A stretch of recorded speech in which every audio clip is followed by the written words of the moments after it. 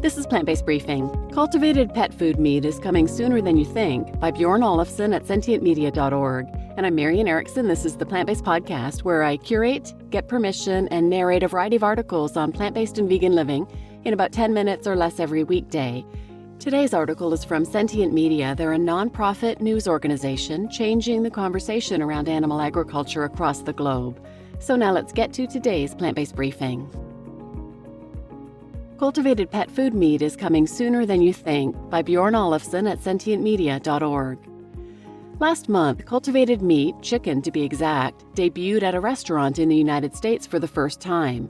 But the human beings sitting down at eateries aren't the only customers being targeted by this nascent industry. There's another group of meat eaters that might just be key to launching cultured meat into the mainstream: pets. Creating a cultivated meat substitute for pet food would be more climate-friendly, more ethical, and possibly even healthier for our furry companions. Pets can develop allergies to the proteins in their food, often chicken, beef, and lamb, but cultivated meat has an advantage. It doesn't have to source from traditionally farmed animals. It's an advantage in a number of ways, says Dr. Shannon Falconer, the CEO and founder of BioCraft Nutrition, a leading cultivated pet meat food company. Pet food is a major crutch of the meat industry, says Falconer, which is why the company is betting on cultivated pet food to really move the needle.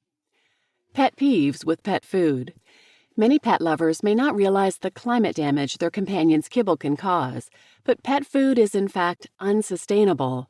American cats and dogs eat 1/3 of all meat consumed in the U.S. and are responsible for 64 tons of carbon dioxide equivalent emissions. Meat-based pet food is derived from animal agriculture, specifically the leftover parts of animals, organs, bones, tallow, and the like.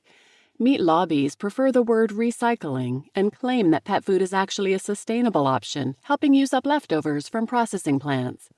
Says Falconer, these scraps, they sustain animal agriculture as we know it. Rendering, aka using leftover parts of animals killed for human consumption to make food for pets, is best thought of as a co-product. While it sounds more sustainable in theory, it is truly an independent industry with its own environmentally detrimental processing plants and tens of billions of dollars of revenue every year. Even the meat industry lobby refers to the two industries as closely knit. Reducing consumption of meat-based pet food then would reduce the power of the meat industry and potentially mitigate their massive impact on the environment. Environmental researchers point to alternative proteins like BioCraft Nutrition as a potential solution.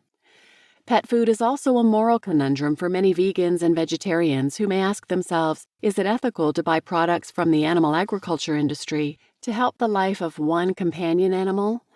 Animal lovers are torn on the question, with some questioning the right to own animals at all, and others saying that pets' lives should always be prioritized. While research shows that dogs can thrive on a well-planned meat-free diet and may even live longer than meat-eating dogs, most dog owners are reluctant to only give their dogs plant-based options for fear of nutrient deprivation. And unlike dogs, most vets recommend that vegans and vegetarians feed their cats at least some portion of meat. Cultivated meat would represent the perfect solution to this dilemma, especially for cat owners. All of the nutrition, none of the animal suffering. Cultivated pet food would also avoid other nasty disadvantages of animal agriculture, the massive antibiotics use, and the fecal contamination in rendered pet food chief among them. According to Falconer, cultivated pet food would solve nearly all of these problems. The challenge, then, is getting it to market. A pathway riddled with obstacles and opportunities. In many ways, the obstacles facing cultivated meat pet food are nearly mirror opposites to the ones facing cultured meat for human consumption. Upside Foods and Good Meat have already passed regulatory approval in the United States, and more cultivated meat companies are filling applications, hoping to follow in their footsteps. But surprisingly, cultivated meat pet food will be more difficult to pass regulation than cultivated meat for humans. Pets eat the same food day in and day out, says Falconer, explaining that the homogeneity requires pet food companies to pass more stringent checkpoints than human food. In the United States, BioCraft will need to curate their ingredient list to closely match the recommended set of ingredients curated by the Association of American Feed Control Officials, AFCO. Falconer says they're already in talks with the FDA and have identified a pathway to regulation. In the EU, however, the pathway isn't quite as clear, which is common for the 27-country conglomerate. Any cultivated meat product in its early days will fetch quite the price tag, too. There's a reason the first U.S. restaurant to serve cultured chicken has a Michelin star. With current processes, cultivated meat would cost around $30 per pound, nearly 4 times the cost of slaughter-based beef. Not exactly a bargain. While expensive, the price tag is intuitive. The companies need to earn back their R&D costs while scaling up their supply to create something affordable. It's unclear how long the cultivated meat industry will need to become price competitive. It is estimated to reach price parity around 2030, and if all aspects of production are optimized, which is not guaranteed, cultivated meat may eventually become 4 times cheaper than beef. The challenge will be whether cultivated meat companies can build a large enough customer base willing to buy the premium products to sustain them as they scale up and optimize manufacturing. Here's where cultivated pet food may have an advantage. While a price tag is far from determined, it is likely to become cheaper, faster. Companies like BioCraft don't have to worry about creating a mouth-watering texture that resembles Wagyu steak or chicken breast. Pet food isn't exactly notorious for being a feast for the eyes, after all.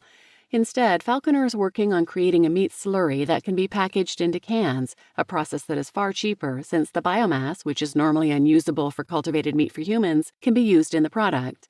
Price is less of an issue for us, says Falconer. Even if the price is high, people may shell out big bucks for the health of their furry friends.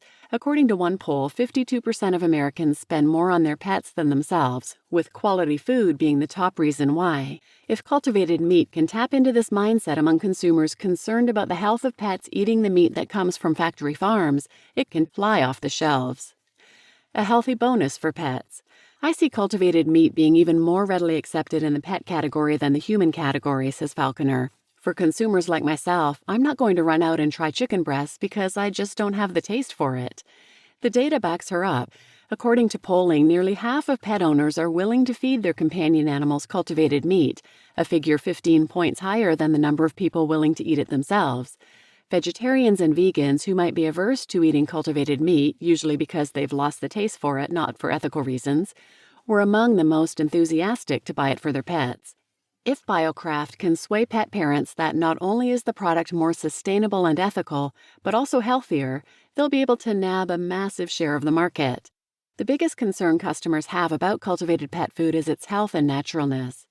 To earn pet lovers' trust, BioCraft is partnering with veterinarians to ensure healthy products and, critically, endorsements.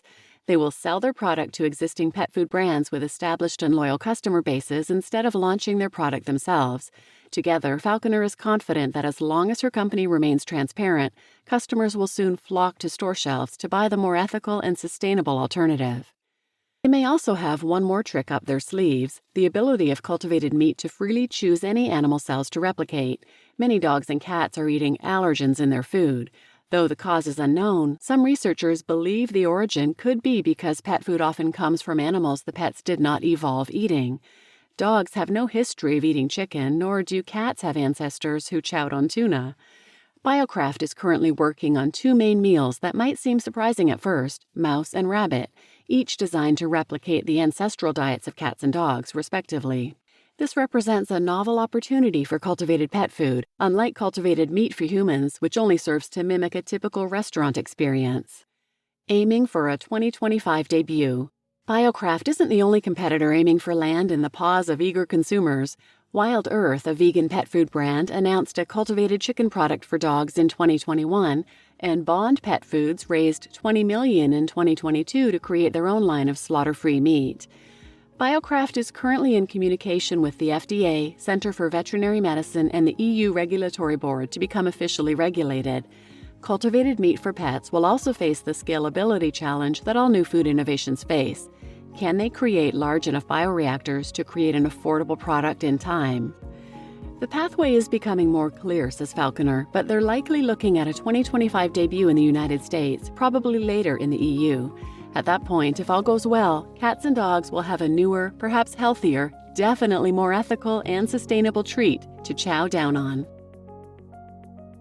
You just listened to Cultivated Pet Food Meat is Coming Sooner Than You Think by Björn Ólafsson at sentientmedia.org, and I'm your host, Marian Erickson, and I've done a number of episodes on cultivated meat, as well as cultivated meat for pet food, and plant-based pet food, and just what's wrong with current pet food in general. I'll link some of those in the show notes, but a few you might want to check out are 199, Vegan Dogs 101, 200 and 201, Vegan Cats 101, 211, Cultured Meat, The Future of Pet Food. That one is by Shannon Falconer.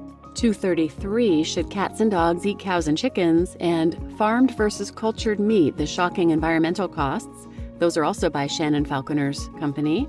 And then a couple related to the nastiness in current commercial pet food. 318, Bravo Packaging, The Dirty Business of Pet Food Slaughterhouses. And 337, Avoid Toxins from Bioaccumulation with Vegan Cat and Dog Food. I'll list some others in the show notes as well, but please share this episode with anyone who might benefit, and thanks for listening.